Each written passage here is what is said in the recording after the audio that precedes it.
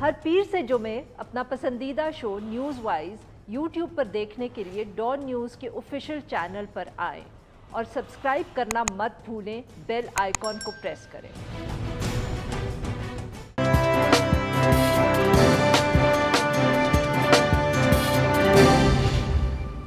Welcome to news wise, मैं हूं आरिफा नूर। आज प्रोग्राम में सबसे पहले हम जिक्र करेंगे अपोजिशन की जमात पाकिस्तान पीपल्स पार्टी का और उनकी जो सियासी हिकमत अमली है। गुज़िश्ता रोज़ चेयरमैन पाकिस्तान पीपल्स पार्टी बिलावल भुट्टो ज़रदारी साहब ने हुकूमत की जो माशी पॉलिसीज़ हैं इनके ख़िलाफ़ एहतजाज के लिए 27 फरवरी को लॉन्ग मार्च करने का ऐलान कर दिया है। बिलावल भुट्टो ज़रदारी साहब के मुताबिक ये लॉन्ग मार्च जो है कराची से शुरू होगा और इस्लामाबाद में जाके इसका इख्तिताम होगा, मगर उन्होंने कोई ज़्यादा इस पर तफसील फराहम नहीं की कि क्या ये लॉन्ग मार्च जो है ये कितने दौरानिए का होगा, क्या इस्लामाबाद पहुंच के ये एक धरने में तब्दील होगा कि नहीं। इस हवाले से उन्होंने कोई ज़्यादा तफसील नहीं बताई। इसके साथ साथ उन्होंने ये भी ऐलान किया कि ऐवान में जो तरमीमी फाइनेंस बिल है, जिसको अपोजिशन तनकीद का निशाना बनाते हुए मिनी बजट कहती है, इसकी मंजूरी जो है उसके रोज़ पाकिस्तान पीपल्स पार्टी पार्लियामेंटेरियन जो हैं वो पार्लियामेंट हाउस के बाहर एहतजाज करेंगे। बिलावल भुट्टो ज़रदारी साहब की तरफ से ये जो लॉन्ग मार्च का ऐलान है ये एक ऐसे वक्त में आया है जब PDM जो है वो भी एक तारीख दे चुकी है एक लॉन्ग मार्च के लिए, और उनकी तारीख जो है वो 23 मार्च है। बिलावल भुट्टो ज़रदारी साहब के मुताबिक उनकी जमात क्योंकि PDM का हिस्सा नहीं है, लिहाजा PDM इस्तीफ़ों के बग़ैर या इस्तीफ़ों के साथ ये मार्च करने में आज़ाद है। दिलचस्प बात यह है कि 27 दिसंबर को बिलावल भुट्टो ज़रदारी साहब ने जो अपनी तकरीर में ऐलान किया था कि हुकूमत मुखालिफ जो तहरीक है वो 5 जनवरी से लाहौर में शुरू होगी, और पंजाब को उन्होंने पाकिस्तान पीपल्स पार्टी का सियासी बेस बनाने का भी ऐलान किया था। मगर इस हवाले से अभी तक कोई जो हम कह सकते हैं बहुत एक एविडेंट सरगर्मी हो या पॉलिटिकल कोई सरगर्मी हो वो हमें नज़र नहीं आई। और अब पाकिस्तान पीपल्स पार्टी ने तारीख जो दी है वो फरवरी की दी है, कराची से मार्च शुरू करने की बात की है और इस्लामाबाद तक करने की बात की है। पाकिस्तान पीपल्स पार्टी की जो एहतजाजी तहरीक है ये इसकी क्या तफसीलात हो सकती हैं, क्या इसके पीछे हिकमत अमली है, इस सारे मौजू पे बात करने के लिए आज हमारे साथ हैं कमर ज़मान कायरा साहब, सीनियर रहनुमाए पाकिस्तान पीपल्स पार्टी, साबिक वफाकी वज़ीर। Welcome to the show sir. Kaira साहब, सर कुछ कन्फ्यूजन है। 27 दिसंबर को जो बिलावल भुट्टो ज़रदारी साहब ने गुफ्तगू की तो हमने लगा कि शायद लाहौर में अब हम बहुत एक्टिविटीज़ देखेंगे पाकिस्तान पीपल्स पार्टी की, बिलावल भुट्टो ज़रदारी साहब वहाँ कुछ अरसा क़याम करेंगे। अब 27 फरवरी की तारीख दी है लॉन्ग मार्च कराची से इस्लामाबाद का, तो सर अब क्या हम समझें कि वो जो लाहौर में सरगर्मियाँ थी वो थोड़ी देर के लिए आपने मौखर कर दी हैं, या this is a grand plan और लाहौर भी इसी में शामिल है?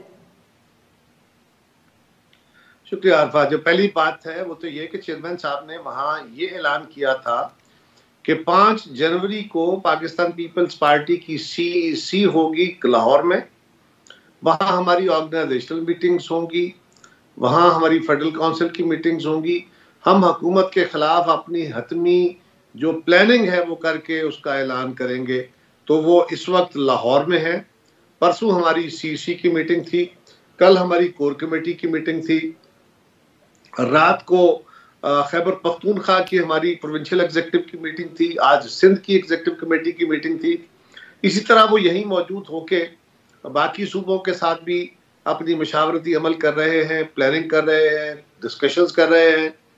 और उन्होंने CC की मशावरत के बाद 27 फरवरी को जो मार्च का ऐलान किया है, ये भी कोई अचंभे वाली बात नहीं। हम पहले से ही ये बात ऐलान कर रहे थे कि पीपल्स पार्टी क्योंकि अब PDM का हिस्सा नहीं है तो हम कोई हाथ पे हाथ रख के तो नहीं बैठेंगे।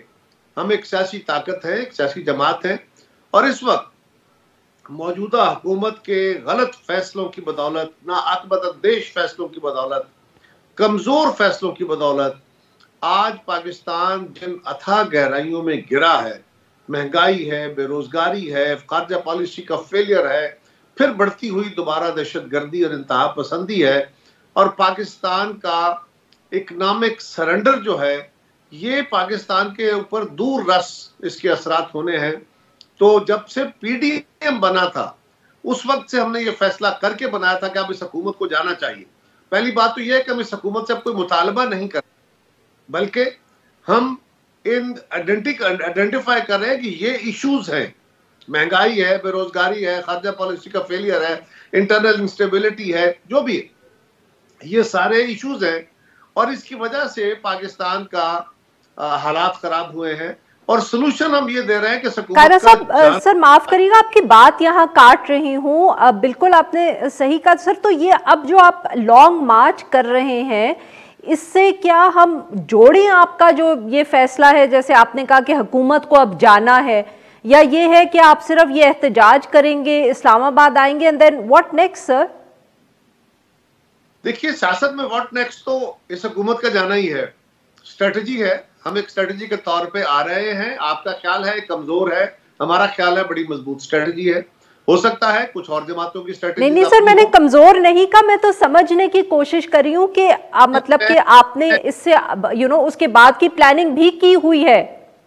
मैंने आपको एलर्जी नहीं किया, मैंने कहा हो सकता है आपकी नजर में कमजोर। मैं ये नहीं कहा कि आप उसको कमजोर कर रहे हैं, लेकिन हमने अगर इतने बड़े फैसला किया है और पाकिस्तान के मुस्तकबिल को देखते हुए, मौजूदा सूरत हाल को देखते हुए फैसला किया है, तो यकीनन इसके तमाम पहलुओं पे, इसके लॉजिस्टिक्स पे, इसके अंदर उठने वाले प्रॉब्लम्स पे, सारी चीजों पे एक सैर हासिल बहस के बाद पाकिस्तान पीपल्स पार्टी की जो हाईएस्ट बॉडी है उसके अंदर कई घंटों की मीटिंग के बाद, फिर कोर कमेटी के अंदर कई घंटों की मीटिंग के बाद जाके ये मामला सारे फाइनलाइज हुए हैं और अभी भी अब उसकी प्रिपरेशन शुरू हुई है। तो यकीनन उसकी बहुत सारी डीप निटी-ग्रिटीज तय हो रही हैं, कुछ हो गई है। तो आपके साथ वक्त के साथ साथ हम बात करते आएंगे। लेकिन coming back to my original situation, कि देखे ना, आप कह रहे हैं अचानक हमने फैसला कर दिया। हमने अचानक फैसला नहीं किया, पीडीएम बनाया हमने। पीडीएम के बाद, बनने के बाद जलसे जुलूस शुरू हुए तो हुकूमत कमजोर हुई, बुखलाई। हमारे पीडीएम के साथियों ने कहा कि हम बाय इलेक्शन में हिस्सा ना लें। पीपल्स पार्टी का इसरार था कि बाय इलेक्शन में हिस्सा लेना चाहिए। हमारे साथियों ने हमारा साथ दिया, मान लिया हमारी बात। बाय इलेक्शंस में हम वाइडली जीते, वाइडली 13 में से 11 सीटें जीते और हुकूमत शेक हो गई थी। उसके बाद हमारे दोस्तों का तकाजा पीडीएम के अंदर था कि जी हमें सेनेट का इलेक्शन ब्लॉक करना चाहिए, इस्तीफे देना चाहिए। हमने कहा यह गलत फैसला होगा। बड़ी बहस व तमीज के बाद, खींचातानी के बाद पीपल्स पार्टी की बात मानी गई।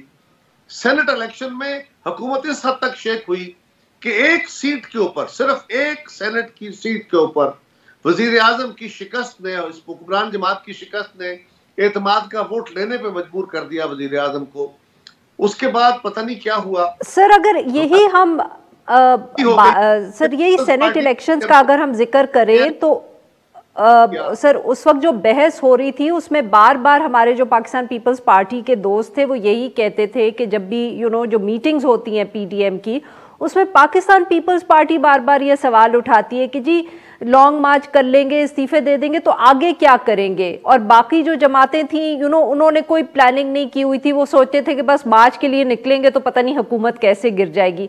मगर आई नो आप कहते हैं कि आप आहिस्ता आहिस्ता हमें बताएंगे, बट सर हमारे दिमाग में तो ये सवाल उठता है ना कि अगर आप बता नहीं रहे हैं कि लॉन्ग मार्च के बाद क्या होगा, इस्लामाबाद पहुंचने पे क्या होगा, तो शायद इस वक्त वही कमजोरी हमें पाकिस्तान पीपल्स पार्टी में नजर आ रही है जो उस वक्त पाकिस्तान पीपल्स पार्टी को बाकी ऑपोजिशन जमातों में नजर आ रही थी।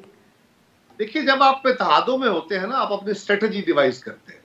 स्ट्रेटजी डिवाइस करते हुए जो स्टेक होल्डर होते हैं वो आपसे पूछ सकते हैं कि आप हमें कह रहे हैं कि हमारे साथ चलें, इकट्ठे होकर ये फैसला करके ये काम करें, ये इकदाम उठाएं, तो हमें बताइए इसके बाद क्या करना है, इसकी वजह क्या है, इसकी डिटेल्स क्या है। तो उस वक्त हम एक स्टेक होल्डर के तौर पे पूछ रहे थे। आज अगर हमारा कोई स्टेक होल्डर हमसे पूछेगा तो बिल्कुल उसको बताएंगे, लेकिन वो अभी बंद कमरे की बात है। आप अपनी सारी स्ट्रेटजी थ्रू मीडिया पब्लिक नहीं कर रहे होते, ये सरप्राइजेस भी होते हैं सियासत के अंदर। तो वो एक इंटायरली अलग सूरत हाल थी कि जब हम एक इत्तेहादी के तौर पे, एक कंपोनेंट के तौर पे एक सवाल कर रहे थे, आप एक और तरह मुझसे सवाल कर रही हैं जितना मैं जवाब देना मुनासिब समझता हूं, या मेरे ख्याल में इस वक्त मेरी हिकमत अमली के तहत इतना जवाब जाना चाहिए मैं उतना जवाब दूंगा। आपका ख्याल शायद इससे ज्यादा का है कि मुझे और बताना चाहिए, लेकिन मेरी और मेरी जमात की स्ट्रेटेजी यह है कि अभी मुझे इतनी बातें सामने रखनी है, बाकी वक्त के साथ साथ अनफोल्ड करेंगे। सही जी नाज़रीन, यहाँ पे लेंगे हम एक छोटा सा, जब हम ब्रेक से वापस आएंगे तो हम कमर ज़मान कायरा साहब से गुफ्तगू जारी रखेंगे। स्टे विद अस।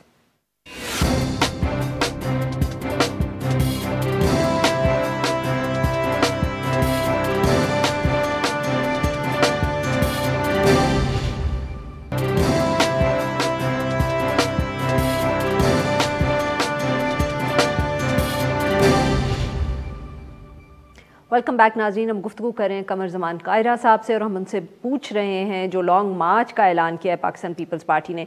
कायरा साहब, ऑब्वियसली ये तो बिल्कुल इससे इनकार नहीं करेंगे कि अगर जॉइंट ऑपोजिशन इकट्ठी एक लॉन्ग मार्च करती तो उसका फ़र्क ज़्यादा पड़ता, इम्पैक्ट ज़्यादा होता। तो इन दिस कॉन्टेक्स्ट में आपसे ये एक थोड़ी सी हाइपोथेटिकल सिचुएशन के बारे में पूछूं कि क्या ये मुमकिन है कि कहीं 27 फरवरी तक अगर ऑपोजिशन की या पीडीएम की आपसे उस तरह की गुफ्तगू हो और आप सब इकट्ठे होके एक तारीख पे फैसला कर लें, क्योंकि वो भी तो मार्च प्लान कर रहे हैं, सिर्फ 3-4 हफ्ते का ही बीच में फर्क है।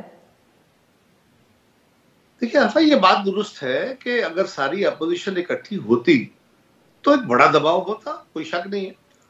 हमारे दोस्तों ने हमारे साथ लड़ने की बजाय अगर हुकूमत के साथ अपनी लड़ाई जारी रखी होती और सेनेट के इंतखाब जीतने के बाद जब हम कह रहे थे कि अदम एतमाद की तहरीक ले आए, कानूनी और कानूनी तरीका है, पार्लिमानी वे है, तो उस वक्त अब तक ये काम ही खत्म हो चुका होता।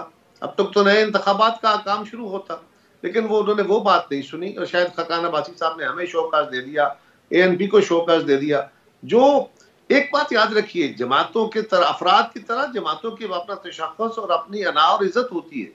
एक दूसरे की इज्जत का ख्याल रखना बुनियादी तौर पर बहुत जरूरी है, उसके मफाद का भी ख्याल रखना बहुत ग्रेटर कॉज भी तो होती है ना। अगर आज भी आप लोग इकट्ठे हो जाएं तो हुकूमत को झटका तो ज्यादा लगेगा, तो क्या कोई इसका चांस है? तो गुजारिश ये है कि पहली बात तो हम कोई शौक से नहीं निकले थे, हम तो पीडीएम बना के चले थे और पीडीएम को मजबूत और हमने मुख्तलिफ मराहिल पे कामयाब कराया था। अब सवाल यह है कि इकट्ठे होते तो यकीनन इस पे कोई दूसरी राय नहीं है कि बड़ा दबाव होता, लेकिन मुस्लिम लीग की तरफ से शायद खतार अब्बासी साहब के उस फैसले ने हमें जख्म पहुंचाई है, इस पूरे अमल को, हुकूमत को मजबूत किया है। अब भी हम निकल रहे हैं। सर, आप बिल्कुल रूल आउट भी नहीं कर रहे। होल्ड कीजिए, मेरी उनके लिए नेक तमन्नाएं हैं, अल्लाह करे वो कामयाब हो, हम भी कामयाब हो। मतलब हमारा क्या है, इस हुकूमत का खात्मा हो, लोगों की जान छूटे, नया मैंडेट आए और एक यकसुई के साथ हुकूमत जो है वो मुल्क के मसाइल का हल कर सके। रही बात कि वो हमारे साथ कोई तावन की सूरत हाल बने, ये अब उन पर डिपेंड करता है। इसके बारे में मैं अभी अपनी जाती राय इतनी कह सकता हूं कि सियासत के अंदर हतमी तौर पे मैं कोई राय नहीं दे सकता कि ये नहीं हो सकता या ये हो। अगर कोई ऐसी प्रपोजल आई तो यकीनन पीपल्स पार्टी अपने माजी की तरह अपने दुख अपने सीने में समेट लेती है और मुल्क के जमहूरी अमल के लिए वो आगे बढ़ती है। लेकिन हमारे लिए शायद आगाज करना ये पॉसिबल नहीं है, इसलिए कि हमारे साथ ऑलरेडी ज्यादती हुई और हमने उसके अजाले का मुतालबा किया था जो अभी तक नहीं हुआ। लेकिन अगर कोई रास्ता निकलता है तो फिर हमारी जमात बैठेगी और माजी हमारा यही है कि हमने कभी भी अपनी तारीखी और अपनी सियासी जिम्मेदारी से मुफर नहीं किया, बल्कि अपना नुकसान करके भी उसको अदा करने की कोशिश की। सही सर, बिलावल भुट्टो जरदारी साहब ने इसका भी जिक्र किया कि जिस दिन मिनी बजट या सप्लीमेंट्री बिल जो है वो पास होगा, उस दिन पाकिस्तान पीपल्स पार्टी एहतजाज करेगी पार्लियामेंट हाउस के बाहर। तो सर ये मतलब कि क्या हम कह सकते हैं कि आपने फैसला किया कि उस दिन आप बॉयकॉट करेंगे प्रोसीडिंग्स को और ये एहतजाज करेंगे? देखिए, वो एहतजाज ये है कि हम असेंबली के बाहर भी और असेंबली के अंदर भी, असेंबली के अंदर इसको रोकने की कोशिश करेंगे, अपोजिशन के साथ मिलकर इस पे एहतजाज करेंगे और असेंबली के बाहर वहां पे लोग मौजूद होंगे, पाकिस्तान की आवाम मौजूद होगी, पीपल्स पार्टी के कारकुन होंगे और शायद हमारी क़यादत जो है वो बाकी जमातों को भी हम दावत दें कि वो भी आए, बाकी जमातों के MNAs भी आए और आके बाहर उन लोगों के साथ सॉलिडेरिटी करें, पार्लियामान के अंदर भी और बाहर भी वो लोग इकट्ठे हों जिनके हुकूक पे डाका पड़ रहा है, जिनके ऊपर ये एक डायरेक्ट टैक्सेस का इतना बड़ा बोझ पड़ने लगा है। पहले जो सिसकते हुई इस मुल्क की बड़ी आबादी है, अब उनसे मजीद सांस उनकी मजबूत तंग करने की कोशिश की जा रही है। तो सर, क्या अभी तक आप लोगों ने पार्लियामेंट के अंदर पाकिस्तान मुस्लिम लीग नवाज या बाकी जमातों के साथ कोई हिकमत अमली तय नहीं की? ये भी आप लोगों का यूनिलैटरल फैसला है एहतजाज का? अभी आप सोच रहे हैं कि आपने बाकी ऑपोजिशन को इन्वाइट करना है इस एहतजाज के लिए, ये जो सप्लीमेंट्री बिल के हवाले से आपने प्लान किया? ये सप्लीमेंट्री बिल के या मिनी बजट का जो पार्लियामान के अंदर व्यू है, उसके ऊपर हमारा ऑलरेडी यकसुई है। शहबाज शरीफ साहब की क़यादत में बिल्कुल सारी अपोजिशन इकट्ठी है, हम उनके साथ हैं। जो भी स्टेप को उठाएंगे वो मुश्तरका तौर पे एतमाद में लेके उठाएंगे। वो पार्लियामेंट के फ्लोर पे वो पीडीएम के अंदर जो जमातें थी वो सारी जमातों के साथ हमारा तावन वहां मौजूद है। हम वहां उस सूरत हाल को आउटसाइड द पार्लियामेंट सूरत हाल से लिंक नहीं कर रहे। हाँ, हम ये एहतजाज कर रहे हैं, एहतजाज के तौर पे बात है कि हमारे साथ ज्यादती हुई है, लेकिन वहां बिल्कुल एतमाद साजी है। लेकिन ये पीपल्स पार्टी का जिस तरह लॉन्ग मार्च का अपना फैसला है, असेंबली के बाहर की जो सूरत हाल है वो, क्योंकि असेंबली के फ्लोर के ऊपर हमारा इत्तेहाद है, बाहर नहीं है, हम अपनी कॉल दे रहे हैं। बाकी जमातें भी उसमें अगर शामिल होंगी तो मेरा ख्याल है, मेरी जाती राय है कि उस पर बेहतरी की बात है। सारे मुल्क के लोगों को आना चाहिए और वहां अपनी जो है आज रिकॉर्ड कराना चाहिए कि इस मुल्क के लोगों के साथ और कितना जुल्म करोगे, बस करो और जान छोड़ो इस मुल्क की। सर, ये बताइएगा कि बहुत कुछ अरसा पहले यह कयास राय भी हो रही थी, कुछ लीडर्स भी कहते थे कि नेशनल असेंबली के स्पीकर के खिलाफ वोट ऑफ नो कॉन्फिडेंस होगा, चेयरमैन सेनेट के खिलाफ हो सकता है। लगता है जब से वो डिफेंस सोर्सेज से तरदीद हुई है राब्तों की और कि हम तो किसी से बात नहीं कर रहे, तो क्या हम समझें कि उसकी वजह से अब अपोजिशन ने ये प्लान्स ड्रॉप कर दिए? जी, कोई प्लान ड्रॉप नहीं होते जी। प्लान आप कभी आगे पीछे कर लेते हैं, आप अपनी स्ट्रेटजी को रिवाइज करते रहते हैं। ये कोई फिक्स फार्मूलाज नहीं होते। आपने ग्राउंड रियलिटीज के मुताबिक अपनी स्ट्रेटजी तब्दील करनी होती है। और उस तो सर, वो ग्राउंड रियलिटी वही डिफेंस सोर्सेज की तरदीद है ना, यही तो मैं पूछ रही थी। मुझे ना उस तस्दीक की जरूरत थी, ना उस तरदीद की जरूरत है, ना मेरी हिकमत अमली उस तरदीद के साथ कल मुंसलिक थी, ना आज मुंसलिक है। पता नहीं वो कौन उससे बेनिफिट लेगा, लेकिन मेरा उसके साथ कोई ताल्लुक नहीं है। मैं तो सारी जिंदगी पूरी पीपल्स पार्टी की जो स्ट्रगल है वो ये है, मेरी से मुराद पीपल्स पार्टी है। हमारी स्ट्रगल ये है कि हम वो जो जिनका आप जिक्र फरमा रहे हैं इस तरह की प्रेस कॉन्फ्रेंसेज या प्रेस रिलीज का, हम तो उस सारे अमल और माइंडसेट के खिलाफ हमेशा ही लड़े हैं, हमेशा ही स्ट्रगल की है। सो हमारे लिए वो उसकी अहमियत कोई नहीं है। हाँ, बड़ी अच्छी बात है, इट साउंड्स वेरी गुड। अगर मुदाखलती अमल नहीं है और वो एक अदारे के तौर पे काम करते हैं तो सारी कौम को उसको अप्रिशिएट करना चाहिए, शाबाश कहनी चाहिए, उनकी इज्जत करनी चाहिए। लेकिन उनको भी इसको अब अमली शक्ल में डेमोन्स्ट्रेट करना होगा। कहने की हद तक तो बहुत दफा कहा गया, लेकिन अमलन ऐसा नहीं हो पाया। ये माजी है, इससे जान छुड़ाने की जरूरत है। हाँ, बहुत अच्छी बात है वो आज कह रहे हैं, अल्लाह करे ऐसा ही हो। और जो गवर्नमेंट की तरफ से इंतहाई गलत बात कही गई है, अब मैं घटिया कहूं तो बुरी बात होगी, लेकिन बहुत गलत बात कही गई है। वो फवाद ने कहा कि ये बच्चे हैं, मेरा ख्याल है मरियम शायद फवाद से उम्र में बड़ी होंगी, जमात में भी बड़ी है, लिहाजा उनको चाहिए कि अपने कद के मुताबिक बातें किया करें। इखलाकी तौर पे हमें मुनासिब गुफ्तगू करनी चाहिए। जमातों की क़यादत के बारे में इस तरह की गुफ्तगू मुनासिब नहीं होती। बहुत बहुत शुक्रिया सर, आपने हमारे लिए वक्त निकाला। ना मिलेंगे एक छोटा सा ब्रेक, और जब हम ब्रेक से वापस आएंगे तो हम इस्लामाबाद हाई कोर्ट में जो राना शमीम के कंटेम्प्ट ऑफ कोर्ट का केस है उसका जिक्र करेंगे। स्टे विद अस।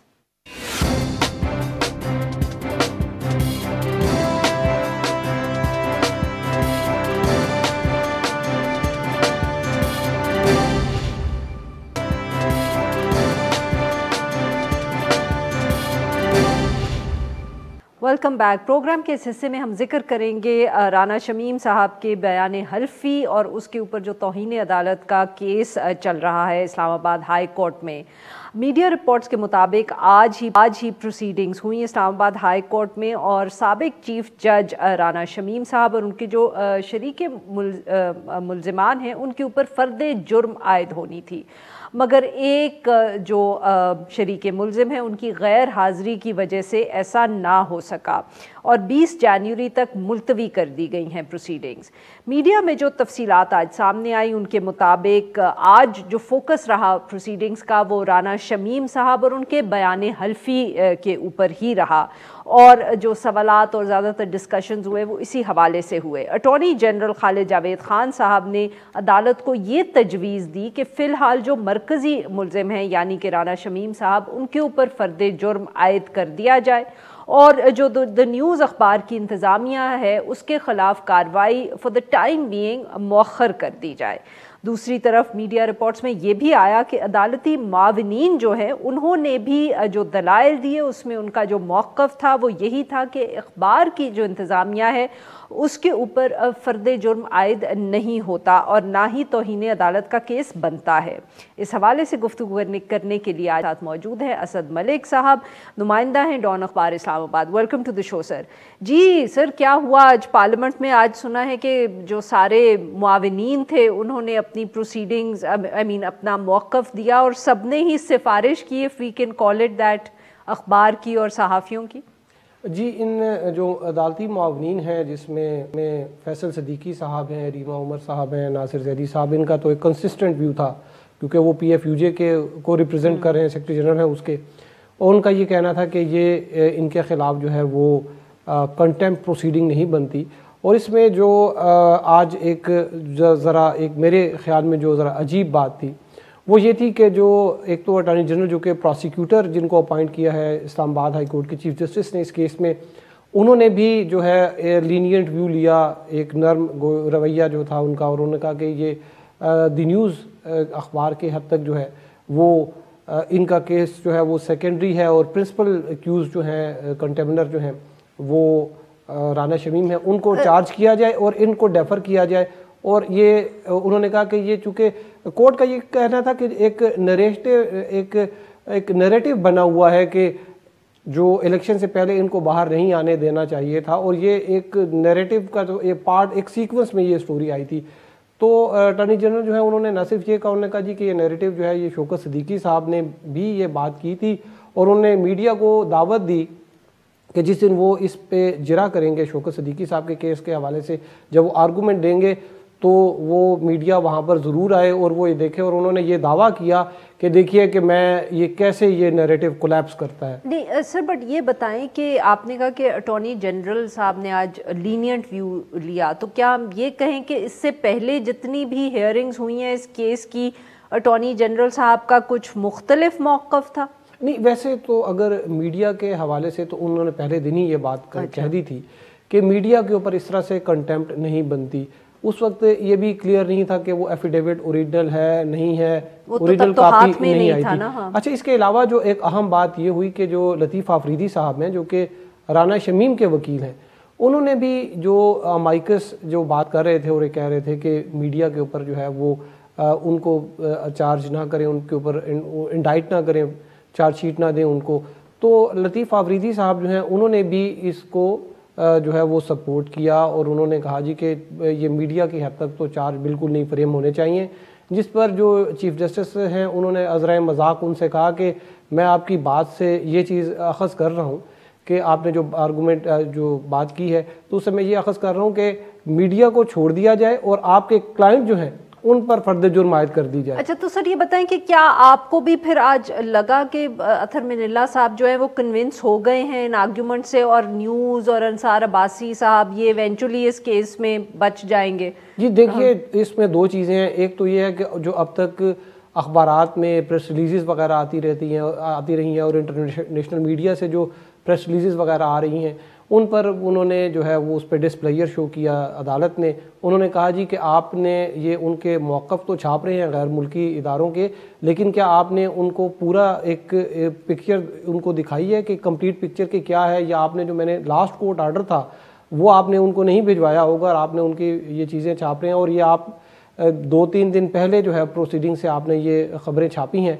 तो उसमें भी उन्होंने कहा कि ये भी वैसे कंटेम्पचुअस हैं। लेकिन जो अदालत का जो एक डेफ़र भी की गई, उन्होंने डेफ़र की, उसमें भी जो 2-3 चीज़ें थी बड़ी अहम थी। वो फैसल सिद्दीकी साहब जो हैं उन्होंने जो अपने आर्गूमेंट्स दिए उसमें उन्होंने अदालती आर्डर थे जो कि नवंबर में जब ये कंटेम्प्ट का जो है उन्होंने प्रोसीडिंग शुरू की, और उससे लेके अब तक जो अदालती आर्डर आए, उन्होंने ये पॉइंट आउट किया कि आपने किसी भी, जज साहब को उन्होंने कहा कि आपने किसी भी जगह पे ये नहीं लिखा कि ये इनकी मेलाफाइडी थी, बैड इंटेंशन थी ये, और उन्होंने कहा कि ये बड़ी ज़रूरी है कंटेम्प्ट ऑफ कोर्ट का जो है वो केस बनाने में या फर्द जुर्म के लिए, कि एक सहाफ़ी जो है वो एक गलत नीयत के साथ, एक बदनीयती से जो है वो एक ख़बर शाया करे, तो तब जो है वो कंटेम्प्ट ऑफ कोर्ट का केस बनता है। लेकिन अगर उसकी इरादे जो हैं वो नीयत उसकी ठीक है, उसने बदनीयती से नहीं खबर दी, तो फिर उसमें जो कंटेम्प्ट ऑफ कोर्ट ऑर्डिनेंस है 2004,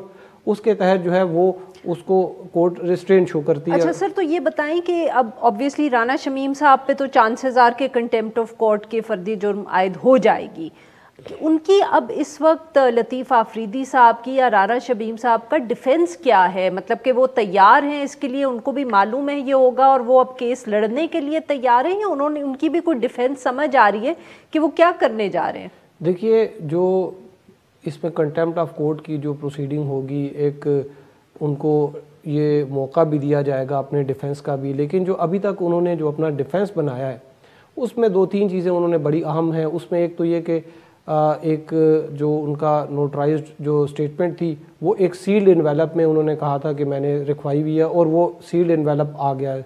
और दूसरी बात ये कि एक उन्होंने डाउट क्रिएट कर दिया, उन्होंने कहा जी ये नोटरी पब्लिक से जो है एक कापी इसकी वहाँ पे भी थी, और ये उन्होंने शुबा जो है जाहिर किया है कि शायद ये वहाँ से जो है ये लीक हुआ हो। ठीक है। तो अब इसमें जो है अब एक डाउट है, ये कंफर्म नहीं है, और वो तो कहते हैं कि मैंने तो अपनी ये जैसे वसीयत होती है, ये तो मैंने रखा था कि मेरे मरने के बाद जो है ये लिफाफा खोला जाए। तो अब मुझे तो नहीं पता, ना मैंने किसी को दिया है। और ये शुरू में ये बात भी आई थी कि अगर एक शख्स एक चीज़ लिख के रख लेता है और वो मीडिया को नहीं देता तो वो तो एक कंटेम्पचुअस नहीं है। तो ये एक उनका डिफेंस है। अब बाकी ये जब प्रोसीडिंग चलेगी, उन्होंने ये कहा जी कि ये मैंने साकिब निसार साहब ने ये बात की, तो शायद फिर साकिब निसार साहब जो हैं किसी स्टेज पे उनको भी आना पड़े। लेकिन आज इस्लामाबाद हाई कोर्ट ने ये कहा कि अगर इसमें अगर इंक्वायरी की जाती है तो फिर इंक्वायरी तो फिर इस्लामाबाद हाई कोर्ट के जजेस से की जाएगी कि भाई आपको फोन कॉल आई थी, नहीं आई थी, आपने क्या फैसला दिया था, नहीं दिया था। तो ये आज बहस होती रही है। लेकिन इसमें आज फिर जो कि मीर शकील साहब भी नहीं थे। हाँ, वो तो सर ये बताइएगा very quickly, we running out of time, तो आपको लगता है कि ये this will not be a short case? हो सकता है कि इसमें इंक्वायरी भी अतर मिनल्ला साहब करें और वो बहुत लंबी हो जाए, जो आप बात आपकी बातों से मुझे लग रहा है। नहीं, इसमें नहीं इंक्वायरी वगैरह नहीं, वो तो एक for the sake of arguments उन्होंने ये बात की थी। इसमें जो दूसरी चीज़ है वो ये उन्होंने बात की थी अपने जो आज की हेयरिंग के दौरान, उन्होंने ये कहा कि जो वकील जो अटॉर्नी जनरल थे उन्होंने कहा कि राना शमीम तक जो है वो आप कर लें। बाकी जो अतर मिनल्ला जो है चीफ जस्टिस, उन्होंने ये बात की, उन्होंने कहा कि हम ऐसा कोई आर्डर, आज फिर उन्होंने कहा कि ऐसा कोई आर्डर नहीं देंगे जिससे मीडिया की जो आज़ादी है, फ्रीडम ऑफ एक्सप्रेशन जो है वो मुतासिर होती हो। क्योंकि जो अमाइकस थे उनका भी ये पॉइंट था, खुसूसन नासिर जैदी साहब जो हैं और फिर अफजल भट्ट जो थे वो भी PFUJ को रिप्रेजेंट कर रहे थे। उन्होंने कहा कि आज हम एक अच्छे जज के सामने, कल हमारा वास्ता हो सकता है किसी ऐसे जज के सामने पड़े, क्योंकि पाकिस्तान की एक जुडिशियल हिस्ट्री है, तो आपकी जो जजमेंट है उससे कहीं जो है वो एक लीगल प्रेसिडेंट सेट हो जाएगा। हाँ, जिस पर वो तो बस सहाफत के हवाले से है ना, राना शमीम साहब के हवाले से तो आप कह रहे हैं ना कि वहाँ तो अब होगा, तो मैं उसके बारे में पूछूं कि अगर वहाँ वो अब इंक्वायर करती कि जो साकिब निसार साहब को बुला लें या लाहौर इस्लामाबाद हाई कोर्ट के जजेस को बुला लें कि क्या आपको ऐसी कोई फ़ोन कॉल आई थी क्या नहीं, तो वो तो फिर एक लंबी कहानी शुरू हो सकती है। राना शमीम साहब के पास तो 3-4 ऑप्शन हैं। वो तो ऑप्शन एक ये भी है कि वो इस आर्डर को चैलेंज कर दें सुप्रीम कोर्ट में, और थोड़ा पता शायद हमें ये भी किसी ने बताया कि शायद वो ये भी सोच रहे हैं कि वो सुप्रीम कोर्ट में भी इसको चैलेंज करें। लेकिन यहाँ पर जो एक दफ़ा अगर प्रोसीडिंग शुरू हो जाती है इस्लामाबाद हाई कोर्ट में, उनके ऊपर चार्जेस फ्रेम हो जाते हैं, तो फिर ये कंटेम्प्ट ऑफ कोर्ट की और आम फौजदारी की कार्रवाई में फ़र्क होता है। इसमें कोई इतना लंबा चौड़ा नहीं होता, एक समरी ट्रायल सा होगा और वो इतनी बहुत बहुत शुक्रिया असद साहब, आपने हमसे बात की। नाज़रीन, यहाँ पे लेंगे एक छोटा सा ब्रेक, से वापस आएंगे, हम बात करेंगे जमात इस्लामी का जो धरना है सिंध के लोकल गवर्नमेंट एक्ट के ख़िलाफ़, वो इस कराची में जारी है। Stay with us.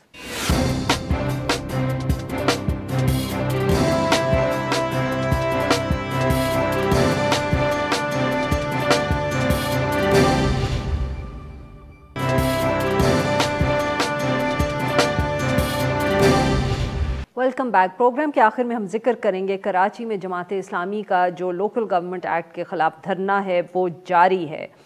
Media reports के मुताबिक जमात इस्लामी ने 31 दिसंबर को जो सिंध असम्बली है उसके बाहर सिंध लोकल गवर्नमेंट एक्ट के ख़िलाफ़ एहतजाजन एक धरना शुरू किया था, जो अब अपने 8वें रोज़ में जारी है।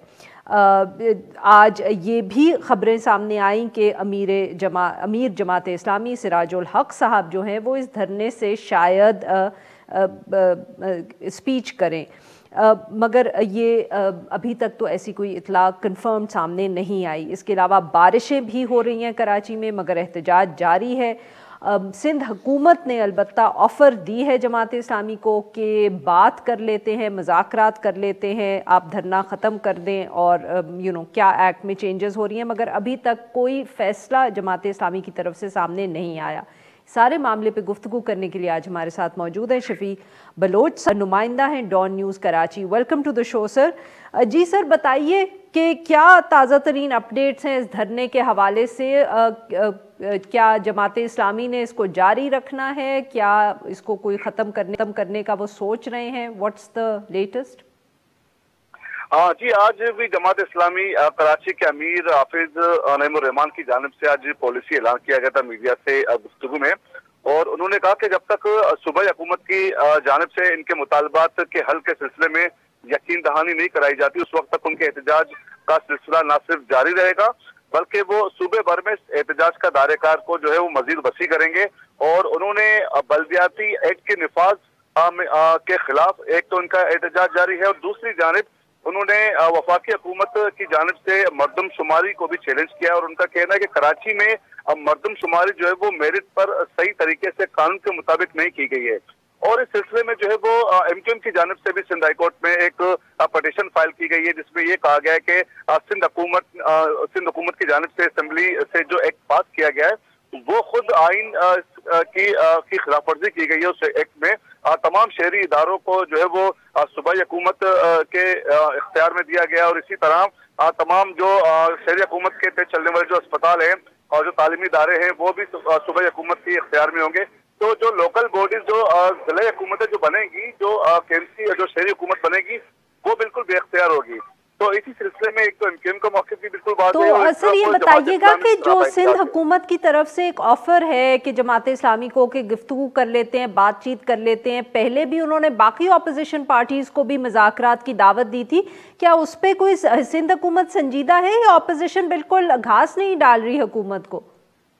जी, पूरे एक हफ्ते हो गए तकरीबन जमात इस्लामी का जो ये प्रोटेस्ट जारी है, लेकिन अब तक सिंध हुकूमत ने अब तक यहाँ के राब्ता नहीं किया था। हम ये दावा इस किस्म का सामने आया कि जी सिंध हुकूमत की जानिब से राब्ता किया जा रहा है और यकीनदानी कराई जा रही है कि बैठ के कोई दरमियाना रास्ता निकाल लेते हैं, लेकिन जमात इस्लामी का ये मौक़िफ़ है कि जो सिर्फ हुकूमत की जानिब से यकीन दहानी कराई जा रही है, लेकिन इख्तियारात को दोबारा जो है वो निचली सतह पर लाने के लिए उनके लिए इस सिलसिले में हुकूमत बात करने के लिए बिल्कुल तैयार नहीं।